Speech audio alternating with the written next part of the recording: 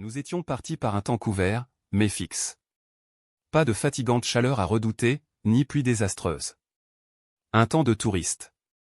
Le plaisir de courir à cheval à travers un pays inconnu me rendait de faciles compositions sur le début de l'entreprise. J'étais tout entier au bonheur de l'excursionniste fait de désir et de liberté. Je commençais à prendre mon parti de l'affaire. D'ailleurs, me disais-je, qu'est-ce que je risque? De voyager au milieu du pays le plus curieux. De gravir une montagne fort remarquable. Au pis-aller de descendre au fond d'un cratère éteint. Il est bien évident que ce Saknussemm n'a pas fait autre chose. Quant à l'existence d'une galerie qui aboutisse au centre du globe, pure imagination. Pure impossibilité. Donc, ce qu'il y a de bon à prendre de cette expédition, prenons-le, et sans marchander. Ce raisonnement à peine achevé, nous avions quitté Reykjavik. Hans marchait en tête, d'un pas rapide, égal et continu. Les 2 chevaux chargés de nos bagages le suivaient, sans qu'il fût nécessaire de les diriger. Mon oncle et moi, nous venions ensuite, et vraiment sans faire trop mauvaise figure sur nos bêtes petites, mais vigoureuses. L'Islande est une des grandes îles de l'Europe, elle mesure 1400 milles de surface, et ne compte que 60 000 habitants. Les géographes l'ont divisée en 4 quartiers, et nous avions à traverser presque obliquement celui qui porte le nom de pays du quart du sud-ouest, Sudvestrefjordungr. Hans, en laissant Reykjavik, avait immédiatement suivi les bords de la mer, nous traversions de maigres pâturages qui se donnaient bien du mal pour être verts, le jaune réussissait mieux. Les sommets rugueux des masses trachytiques s'estompaient à l'horizon dans les brumes de l'Est, par moments quelques plaques de neige, concentrant la lumière diffuse, resplendissaient sur le versant des cimes éloignées, certains pics, plus hardiment dressés, trouaient les nuages gris et réapparaissaient au-dessus des vapeurs mouvantes, semblables à des écueils émergés en plein ciel. Souvent ces chaînes de rocs arides faisaient une pointe vers la mer et mordaient sur le pâturage, mais il restait toujours une place suffisante pour passer. Nos chevaux, d'ailleurs, choisissaient d'instinct les endroits propices sans jamais ralentir leur marche. Mon oncle n'avait pas même la consolation d'exciter sa monture de la voix ou du fouet, il ne lui était pas permis d'être impatient. Je ne pouvais m'empêcher de sourire en le voyant si grand sur son petit cheval, et, comme ses longues jambes rasaient le sol, il ressemblait à un centaure à 6 pieds. « Bonne bête !»« Bonne bête », disait-il. « Tu verras, Axel, que pas un animal ne l'emporte en intelligence sur le cheval islandais, neige, tempête, chemin impraticable, rochers, glaciers, rien ne l'arrête. Il est brave, il est sobre, il est sûr. Jamais un faux pas, jamais une réaction. Qu'il se présente quelque rivière, quelque fjord à traverser, et il s'en présentera, tu le verras sans hésiter se jeter à l'eau, comme un amphibie, et gagner le bord opposé. Mais ne le brusquons pas, laissons-le agir, et nous ferons, l'un portant l'autre, nos 10 lieues par jour. Nous, sans doute, répondis-je, mais le guide? Oh! Il ne m'inquiète guère. Ces gens-là, cela marche sans s'en apercevoir, celui-ci se remue si peu qu'il ne doit pas se fatiguer. D'ailleurs, au besoin, je lui céderai ma monture. Les crampes me prendraient bientôt, si je ne me donnais pas quelque mouvement. Les bras vont bien, mais il faut songer aux jambes.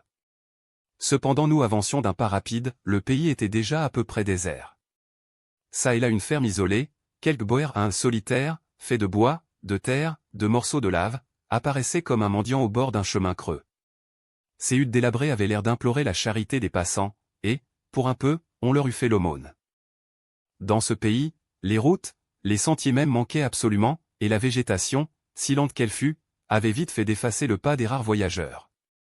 Une maison du paysan islandais pourtant cette partie de la province, située à 2 pas de sa capitale, comptait parmi les portions habitées et cultivées de l'Islande.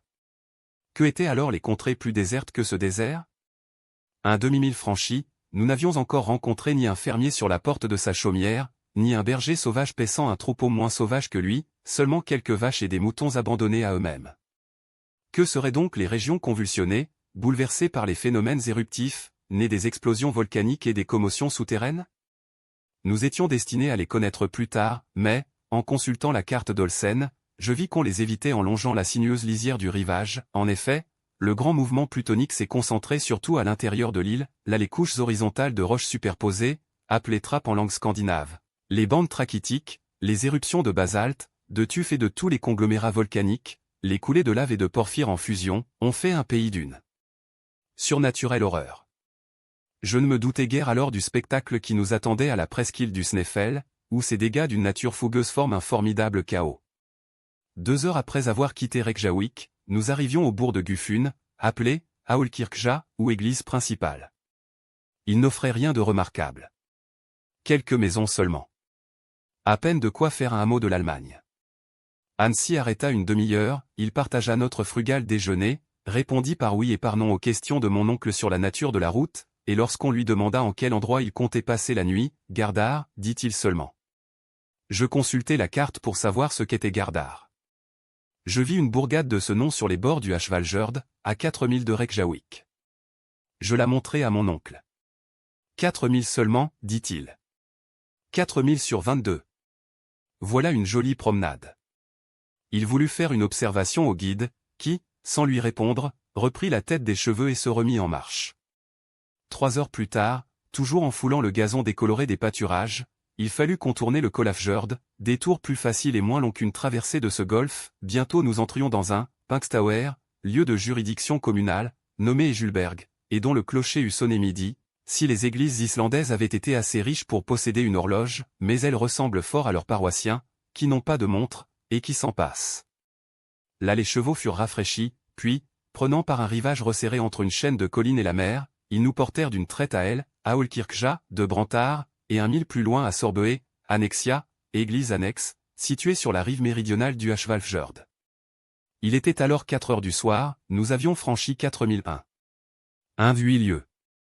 Le fjord était large en cet endroit d'un demi-mille au moins, les vagues déferlaient avec bruit sur les rocs aigus, ce golfe s'évasait entre des murailles de rochers, sorte d'escarpe à pic-haute de 3000 pieds et remarquable par ces couches brunes que séparaient des lits de tufs d'une nuance rougeâtre. Quelle que fût l'intelligence de nos chevaux, je n'augurais pas bien de la traversée d'un véritable bras de mer opéré sur le dos d'un quadrupède. S'ils sont intelligents, dis-je, ils n'essayeront point de passer. En tout cas, je me charge d'être intelligent pour eux. Mais mon oncle ne voulait pas attendre, il piqua des deux vers le rivage. Sa monture vint flairer la dernière ondulation des vagues et s'arrêta, mon oncle, qui avait son instinct à lui, la pressa d'avancer. Nouveau refus de l'animal, qui secoua la tête. Alors jurons et coups de fouet, mais ruade de la bête, qui commença à désarçonner son cavalier, enfin le petit cheval, ployant ses jarrets, se retira des jambes du professeur et le laissa tout droit planté sur 2 pierres du rivage, comme le colosse de Rhodes. Ah! Maudit animal, s'écria le cavalier, subitement transformé en piéton et honteux comme un officier de cavalerie qui passerait fantassin. Farja, fit le guide en lui touchant l'épaule. Quoi? Un bac? Der, répondit Hans en montrant un bateau. Oui, m'écriai-je, il y a un bac. Il fallait donc le dire. Eh bien, en route. T'il va-t'en, reprit le guide. Que dit-il? Il dit marée, répondit mon oncle en me traduisant le mot danois. Sans doute, il faut attendre la marée? Furbida, demanda mon oncle. Jia, répondit Hans. Mon oncle frappa du pied, tandis que les chevaux se dirigeaient vers le bac. Je compris parfaitement la nécessité d'attendre un certain instant de la marée pour entreprendre la traversée du fjord, celui où la mer, arrivée à sa plus grande hauteur, est étale. Alors le flux et le reflux n'ont aucune action sensible, et le bac ne risque pas d'être entraîné, soit au fond du golfe, soit en plein océan.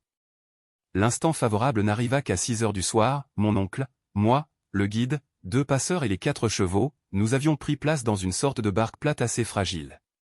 Habitué que j'étais au bac à vapeur de l'Elbe, je trouvais les rames des bateliers un triste engin mécanique.